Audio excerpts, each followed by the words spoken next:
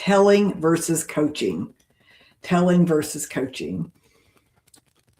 I wrote an article on LinkedIn not too long ago that really spoke to this issue, because if a leader is at a higher level, maybe a vice president level, a director level, and they tell their manager, look, you've got some problems on your team, you need to go have that conversation with Bill, with Mary, with Jada.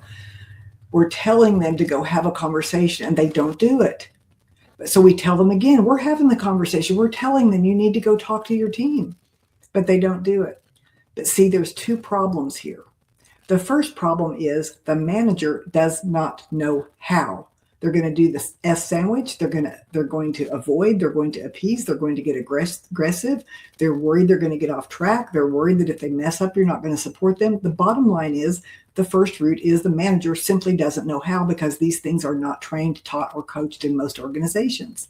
But the second root is that the director doesn't know how to analyze the real problem, doesn't know how to discern what's really going on, and they don't know how to coach. And chances are it's because they too do not know how to have these kinds of conversations, because if they did, they would readily talk about how to do it and give some direction and give some coaching. But instead we say, go have the conversation. And telling someone to do something is not training. Here's what happens. We say, look, I've told them 1,000 times, improve your performance. So telling someone to improve their performance, does it?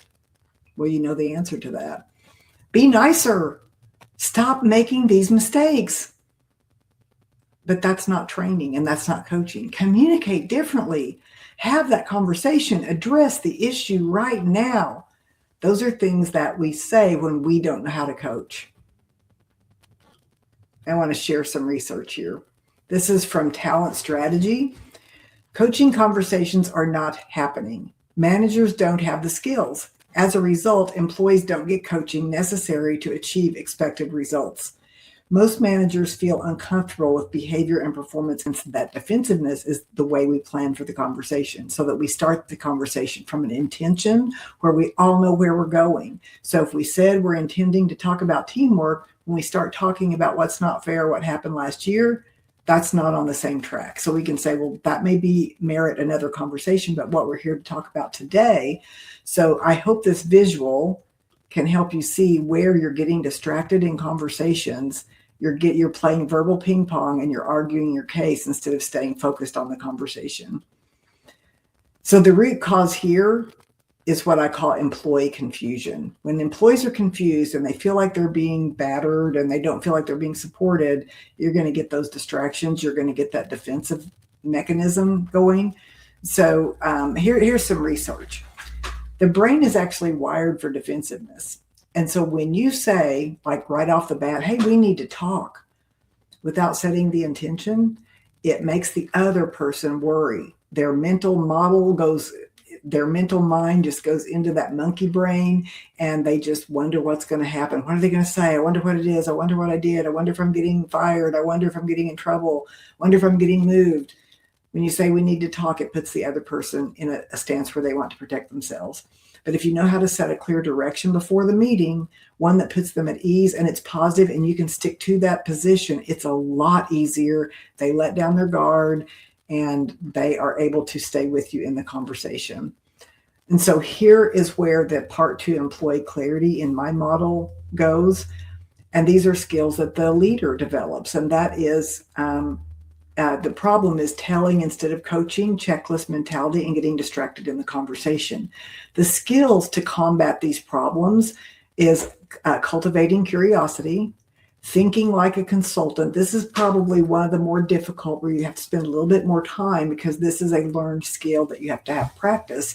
But when you learn to think like a consultant, you're not taking anything at face value. You're understanding how this is affecting the business. And you're saying there's always going to be a lack of clarity somewhere. I always say in all drama, there's always a lack of clarity. You're going to also say it could be a combination of, or it could be one of these other issues. It could be a priority issue. It could be a skill issue, a resource, or a willingness. We often think it's a willingness issue right off the bat because we're defensive. We're like, they don't care. They don't want to. They're just not willing. Very often, though, the priorities have shifted over and over again, and that has created a lack of clarity as well. Or they really didn't get the skill training, which is so true for a lot of managers and leaders about having conversations. They just don't have the skill. They just don't have the skill. It is a skill. And so once you understand this, you can say it's one of these. It's one or a combination. It'll always be a combination of clarity and something else. But the skills that we teach for that is to cultivate curiosity, to think like a consultant, radical listening, which will help you in all of your relationships, and then testing for resistance and using what I call the magic phrase. This one also takes some work, but it's really fun. There's some fun ways to apply this even in your personal life. So I'm going to go to the number 10 mistake, and then we'll do a review, and I'm going to share with you what I've created for that problem. So the number 10 mistake is using accountability as punishment. You're going to see in the background there a quadrant, and what I've developed, and this is not only in my book, this is a body of work I've been doing for a while. It's actually also in No Drama Leadership. I've really made a distinction between responsibility and accountability. And once you make that distinction, you can't see it you'll see it so differently. You will not be muddled about what's responsible and what's accountable, and what you want is both. But when we say, well, we don't really have a method for people to be responsible, we use the words responsibility and accountability intermixed. What happens is you start using accountability as punishment, and that's in that fourth quadrant where there's high accountability but low responsibility. What you actually want is to be in quadrant 2, which is high responsibility, high accountability. Here's some research. Accountability is incorrectly perceived as strictly consequential and almost entirely after the fact. Of those surveyed, 80% say feedback only happens when things go wrong or not at all. That's why with a coaching mindset, you're constantly giving feedback. You are talking about what's working, what's not working. How could we switch things up? What is your opinion?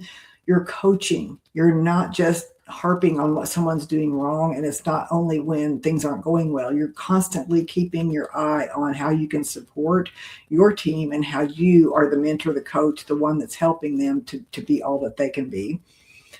Accountability. When it comes to holding others accountable, 82% of the survey participants say they try, but they fail or they avoid it altogether. So accountability is a big issue. I used to not like accountability because of the way that I saw it.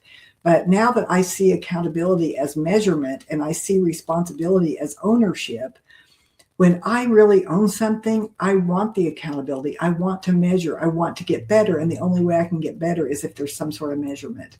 So once you switch your ideas and your interpretation of these terms, it's amazing how much fun it is to actually kind of play the game of business.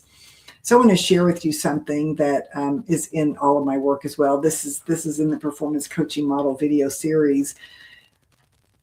We want accountability and responsibility. So responsibility is ownership. It's of the heart. I own it. I take it. It's mine.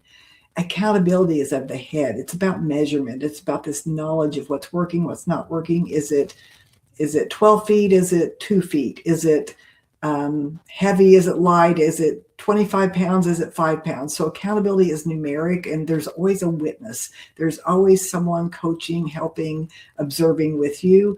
What you want in your workplace is a combination of both accountability and responsibility. You want your head plugged into your heart. And when you have that, here's what it looks like. You have high responsibility. So in other words, high ownership, high engagement, but you also have high accountability. So you're looking at how do we measure? And also these people are really responsive. They're responsible. They want to be measured. And so this is what it looks like. Part 3 is accountability in the model. So the problem is seeing accountability as punitive.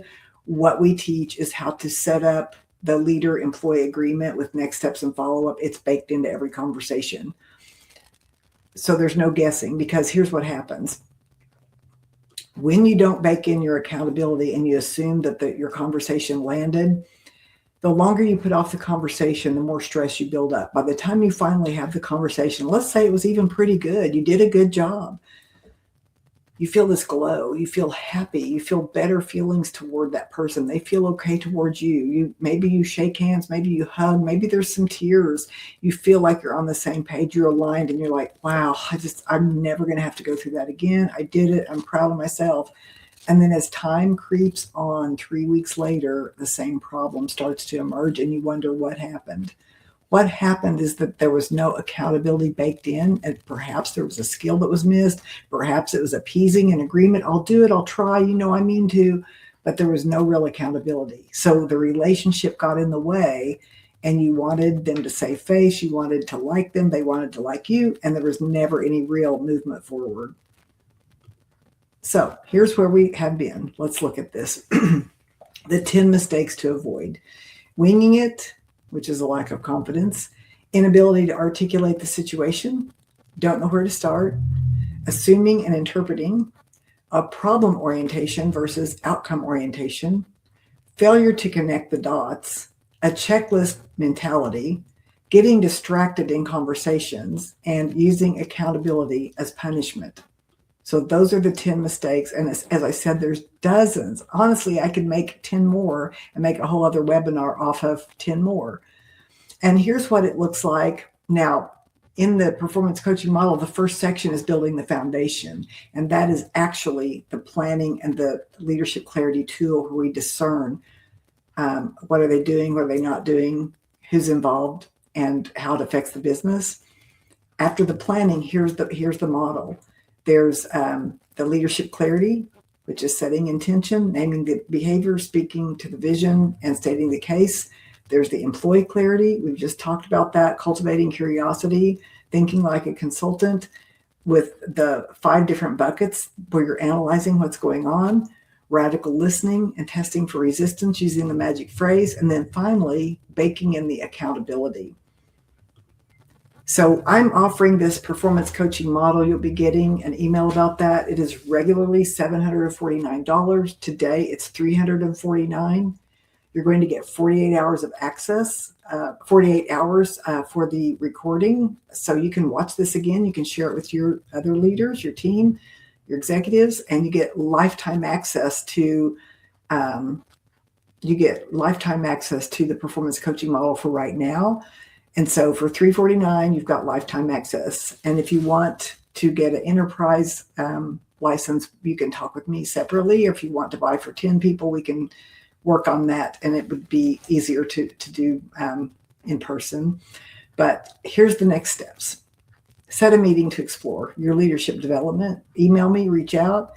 If you'd like to host this webinar for your organization, for your chamber of commerce, for your association, let's talk. If you're interested in licensing the performance coaching model or partnership, then get back with me. So the performance coaching model is on sale right now, and it is $349. You'll get a link, and you'll also get this recording where you can watch this again. You'll get a link that even shows you the inside of the course. So thank you so much for joining me. And I've appreciated your attention, and I'm here to answer any questions. So have a good day.